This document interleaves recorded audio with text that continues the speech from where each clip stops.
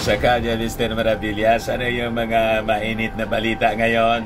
Ito po yung mainit na balita ngayon na naman. Sabi rito, Marcos can order PNP to implement Duterte arrest. Nagbabagang mga balita at pagtalakay sa mga isyu na lipunan. Bulsa, opinyon, banat at paglalantad sa katotohanan. Bulsa, what you see is what you get.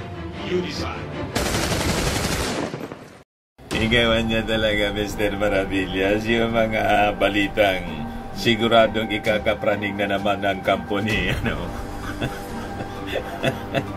ng kampo ni Digong. Hindi na nga niya makatulog si si Harry Roque. Malamang pati si dating Pangulong Digong hindi na rin makatulog kasi sige po ang palabas ng mga reactions tungkol sa issue ng ICC. Paano niya, Mr. Maravillas, na makatulog pa niyan si Digong na based sa survey ng SWS Social Weather Station, dumami na yung mga mamamayang Pilipino ang gustong papasukin na. Gusto nang papasukin mga kababayan yung ICC dito sa ating bansa. O yan po, public approval of ICC drug war probe growing. Makatulog ka pa niya na yung mga mamamayang Pilipino pumapabor na po na si Digong kalad ka rin ng ICC papuntang Dahig. Yan kasi mga kababayan. But before ko ibigay sa inyo, mga kababayan, yung full story ng balitang ito, click subscribe muna dito sa ating YouTube channel and hit the notification bell para lagi po kayong updated sa mga kaganapan dito sa ating bansa. Like and share na rin po ninyo ng ating video at huwag na rin po ninyo na skip yung ating mga commercial ads para tuloy-tuloy lang ang pag-unlad ng Bagong Pilipinas. Sa mga naghanap ng malinis and spacious fitness gym, punta lang po kayo sa aming Colossal Fitness Gym. We also offer Grab Car Rental with our brand new 2023 model ng Toyota Innova. We also accept booking for those who are planning to travel via PAL, Cebu Pacific, and other airline companies, local and international, and bills payment for Meralco bills, PLDT, etc. Yan po yung aming Innova. Na-set up na rin yung aming mga bagong gamit. Yan po yung treadmill. May treadmill na rin po kami. Saka ito na rin po yung aming bagong product na binibenta. Ay iGlow Serum. 3 times more effective than your ordinary collagen serum with anti-aging and brightening formula. Ayan po. Tingnan ninyo yung nangyari sa anak ko. Before and now. Contact na lang po ninyo siya, si Riz Maravillas on Facebook. Ito naman po, Firmax Firming and Lifting Cream. Pinapahid po sa mga pulses in affected area. Mainam po sa mga pains at paninigas na mga kaso-kasoan. Ito naman po, Automax Radiant Serum. Anti-aging po siya. Sa mukha naman yung application. You will look 10 years younger than your age. Sa mga cancer patient naman po, baka lang gusto ninyo itong itry. Nengxia Red Mix Fruit Drink. Hindi man po siya gamot, food supplement siya. Kaya lang, gawa po siya sa goji berry. Yung goji berry po, may anti-cancer properties. Ngayon, yung mga inquiries ninyo, dumiretso na lang po kayo sa aming messenger sa Facebook para masagot namin agad. Ayos pa? Ayos na Mr. Maravillas. So, balikan natin yung ating kwento. Na ang sabi dito, mga kababayan, ang ating Pangulo can order the PNP para implement yung pag-aristo kay dating Pangulong Digong. Ayan pa, mga kababayan, yung ating Pangulo, tingnan ninyo. An image of then President Rodrigo Duterte and MILF Chair Murad Ibrahim is flashed on screen during a video presentation as President Marcos attends the 17th meeting of the Intergovernmental Relations Body of the National and Bangsamoro governments at the PICC in Pasay City yesterday. Joining him are Minister Muakber Iqbal, Budget Secretary Amena Pangandaman, BARM Chief Minister Ahod Ibrahim, and Presidential Peace Advisor Carlito Galvez. Yung mga dating rebelde, itong si Iqbal, tapos si Ibrahim, Murad Ibrahim, dating secessionist rebel, nakipagkasundo na po sa gobyerno. Tapos, ito mga kababayan, yun naman yung gustong maging secessionist. Talagang burugsukan na niya, Mr. Maravillas. Yung Pangulo na nakipag-usap sa dating secessionist na sumuko ka na niya at makipag-cooperate sa ating gobyerno. Ngayon, baliktad na. Yung kausap niyang si Ibrahim, sumanib na po. Kumampi na sa gobyerno na gusto nang makipag-kasundo. Yung dating Pangulo, gusto nang magrebelde. Dahil po sa ICC. Pero anya, Mr. Maravillas, sino naman yung nagsabi na yung PNP pwedeng utusan ng Pangulo? Yan po ang sabi ni ICC Assistant Counsel Cristina Conti. Kasi anya, yung ating Pangulo, may jurisdiction siya sa PNP. Kaya anya siguro, Mr. Maravillas, pinalibutan na yung Davao Region ng Armed Forces. Sunod niyan, anya, Mr. Maravillas, yung PNP na. Ang sabi po ni General Browner, para masupla ang anumang infiltration ng enemies. Siyempre niya, Mr. Maravillas, hindi man sasabihin yung totoong motibo. Baka niya ito na preparation para siguradoan niyang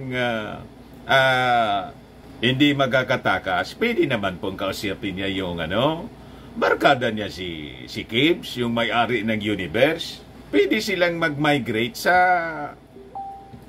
sa Mars. Di ba? Walang problema. Yung barkada niya po, may-ari ng universe. Pag nandun sila sa Mars, hindi nasakop ng ICC, ng United Nations. O di mag-establish sila doon ng bagong colony. Ikaw talaga niya, Mr. Maribe. O di ba? Ayaw niyang magpasakop sa Pilipinas na gustong iwala yung Mindanao. Kasi niya gusto yatang bumalik sa ICC membership yung Pilipinas. Hindi man siya pwedeng tumakas sa ibang bansa. Mga kababayan, kasi matitrace siya. Lahat member ng United Nations. Sa Mars yung yung pinakang safe. Kausapin niya si Elon Musk. Gamitin nila, mapera po si rintahan ni Gibbs. Aling sa Abuloy. Kaya po yon, mga kababayan. Rintan yung SpaceX ni Elon Musk. Larga sila papuntang Mars. Doon sila mag-establish ng bagong colony. So sabi rito, it is not impossible for the PNP to arrest President Duterte, whoever will be included in the warrant if they will be ordered by the government, the head of the Philippines, which is also the head of the PNP, sabi po ni Conti. The member states of the ICC, the 123 states will implement the arrest warrant.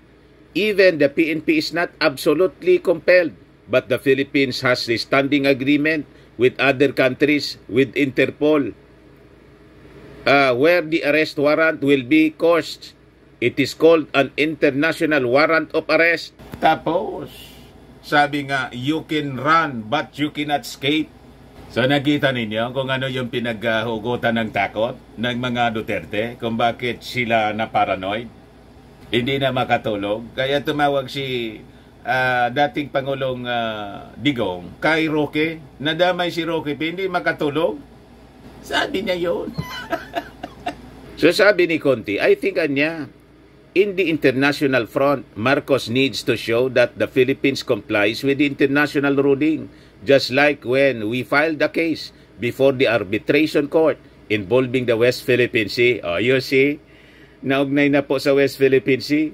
We won in our position for China to respect the decision. Now that there is an ICC ruling, we were part of it. We cannot only choose decisions that are favorable to us. Sabi po ni Conti. Para anya Mr. Maravillas na nanood ng video mo, itong si Conti, parehas ng argumento mo anya. Pumareho po yung argumento namin ni Conti. So ito pa mga kababayan na talagang hindi makakapagpatulog na sa mga Duterte. Yung public approval po ng ICC Drug War Probe ay growing daw, sabi dito sa balita. Yun ang resulta ng survey conducted ng Social Weather Station SWS na ginawa from December 8 to 11. It found that 53% of the respondents support the statement. The ICC should investigate drug-related killings during the Duterte administration. It was composed of 25% who strongly approve and 28% who somewhat approve of the ICC investigation. Talaga niya Mr. Maravillas, nawala na yung support sa mga Duterte. Kung ibabase natin dito sa latest survey ng SWS, nawala na po na support kasi na-turn off sila, lalo nung pagmumurahin, tawaging bangag, at may adik tayong panguluan niya, sabi ni Digong, na-turn off po yung maraming mga Filipino. Hindi ka man niya inaano ni President Bongbong Marcos. Bakit mo ginaganon? Inaapi mo. O di ba? So sabi dito, support for the ICC probe increased from the 45%, 20% is strongly approved and 25% somewhat approved, obtained in a similar survey conducted by SWS in March 2023. Meanwhile, those who disapproved the ICC investigation decreased from 24% to 21% na lang po. Those who were undecided decreased from 31% to 26%. The latest survey also found that 57% of the respondents agree that the government should allow the ICC investigation regarding the drug-related killings during the Duterte administration. It was up 9 points from just 48% in March survey. 19% said the government should not allow the ICC investigation, down from 20%, while 25% were undecided, down from 31%. Ayun na lang mga kababayan, yung mga DDS supporters. Pakunti ng pakunti yung mga DDS mga kababayan. Kaya sigurado, by 2025 po, talo ang mga DDS senators. Lalo na po sa sa 2028 presidential elections, talo sila. Iba kita niya Mr. Maravillas, mataas yung ratings ni Inday. Masasagot siya ni Brother Benji Contreras. Sabi ni Tito Benji sa kanyang post 2 hours ago, the most trusted at highest performing government official daw niya si Sara. Katotohanan ba ito o fake news? Ano bang remarkable and extraordinary accomplishments niya as VP or DepEd Secretary? Pakipaliwanag nga at wala akong maalala man lang kahit isa. Ayan po sabi ni Tito Benji Contreras. Tama nga naman si Tito Benji. Ayan man lang po mga kababayan yung ating short video. Ako po si Dante Maravillas. Bye-bye. God bless.